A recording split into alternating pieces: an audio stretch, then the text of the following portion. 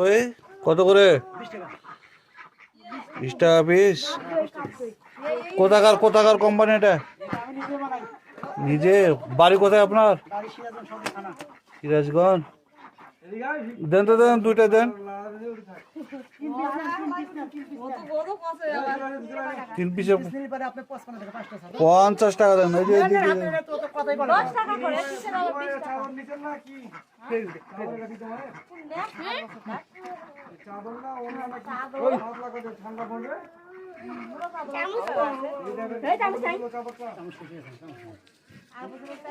ধরো ওদিকে একটা দাও, ওদিকে একটা দাও, 1 পিস দাও। ওখানে 1 পিস, এখানে 1 পিস দাও।